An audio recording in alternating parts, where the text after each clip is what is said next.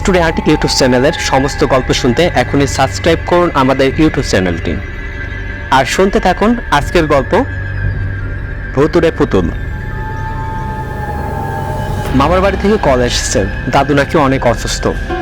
দাদুর বয়স এখন 65+। দাদু অসুস্থ শুনে বাবা যেতে চেয়েছিলেন, কিন্তু কাল অফিস থাকে বাবাকে যেতে না দিয়ে নিজেই গেলাম। রাত এখন 1:27 বাজে। শহরে থাকি বলে এ সময় চারিদিকে আলো রয়েছে, তাই কোনো কিছু না ভেবে রওনা দিলাম মামার বাড়ি। সিএনজি থেকে নেমে পায়ে হেঁটে মামার বাড়ি যেতে হয়। ছোট রাস্তা, অনেক জঙ্গল থাকে, কোনো গাড়ি যেতে চায় না, তাই হেঁটে যেতে হয়। 5 মিনিট হাঁটার পর একটি বাঁশঝাড়ের নিচ দিয়ে যাচ্ছিলাম। হঠাৎ গাটা কেমন যেন ছমছম করে উঠলো, কারণটা বুঝতে পারলাম না।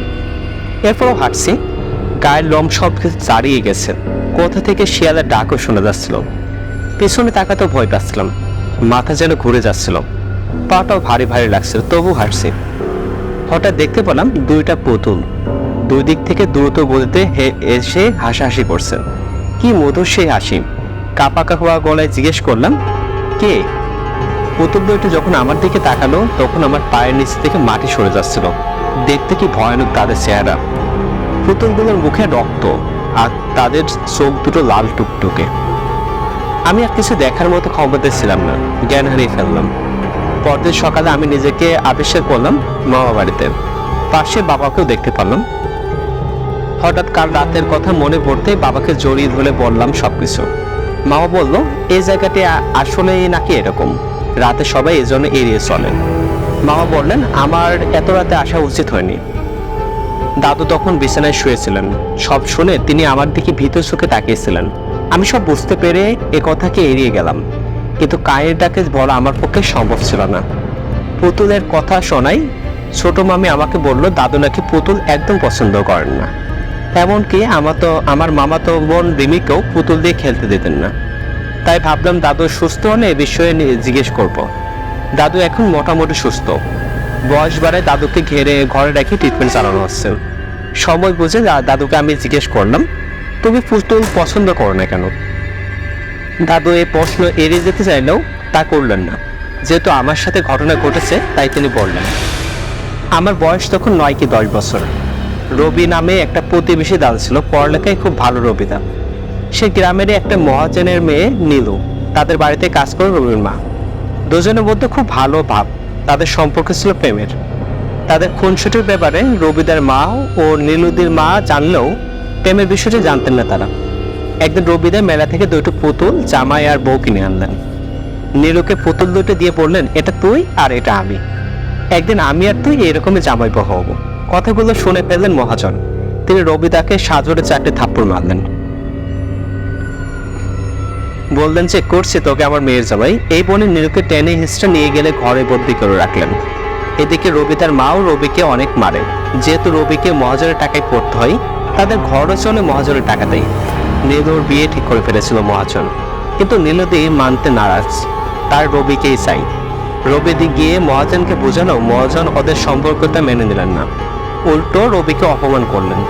এদিকে নীলুদি কাজের মেয়েকে দিয়ে রবিদার কাছে চিঠি পাঠায় বললেন তারা পালিয়ে যেতে চাই, তাকে যেন বাড়ি থেকে নিয়ে যায় রবি।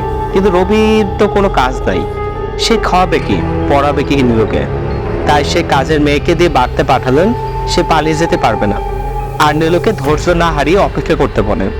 আর মহাজন ঠিকই তাদের সম্পর্ক মেনে নেবে, এই কথাটি যখন কাজের মেয়েটি নীলুকে জানাতে যায় তখন পথ আটকে দাঁড়ায় মহাজন। তিনি সব জানেন, কারণ রবি ও নীলুর পিছনে লোক লাগিয়েছেন। তিনি কাজের মেয়েকে ভয় দেখে নীলুকে বলালেন রবি তার সাথে কোনো সম্পর্ক রাখতে চায় না। আরও বলেছেন মহাজন তাকে অনেক টাকা দিয়েছেন, তাতে সে অনেক সুন্দর ও খুশি জীবনযাপন করছে, তাই নীলুকে তার প্রয়োজন নেই। নীলু সব শুনে হতভম্ব হয়ে যায়। যদিও রবির প্রতি তার অনেক ভালোবাসা ও বিশ্বাস রয়েছে, তবুও এখন তার পাশে যে খুব প্রয়োজন রবিকে, সে আর কিছু ভাবতে পারেনি। পরদিন সকালে শুনলাম নীলুদি নাকি বিষ খেয়েছে। প্রাণটি তার রাতেই চলে গিয়েছেন। রবিদাও নিজেকে ক্ষমা করতে পারেনি। সেই দিন নীলুকে দেখে এসে রাতেই গলায় দড়ি দেয় রবিদা। তাদের দুষ্টু মিষ্টি ভালোবাসার কাছে হেরে যায় বড়দের সম্মানের কাছে। মহাজন নিজের ভুলটি বুঝতে পেরেছেন কিনা সেটা জানি না, কে জানে। তবে শুনেছিলাম মাসখানেক পরে তিনিও বুকের ব্যথা অনুভব করে মারা যান। সবকিছু শুনে আমার চোখে পানি গড়িয়ে এলো। দাদুকে কিছু না বলে চলে এলাম আবার থাকার ঘরে। ঘুমিয়ে পড়লাম সব ভাবতে ভাবতে। উঠে দেখি সন্ধ্যা হয়ে গেছে, মনটা ভালো লাগছিল না, তাই পুকুর ঘাটে গিয়ে বসলাম। সব কথা শুনে আমার বড্ড আজকে ভয় লাগছিল। হঠাৎ আবার সেই হাসিগুলো শুনতে পেলাম, কি মায়াময় সেই হাসি।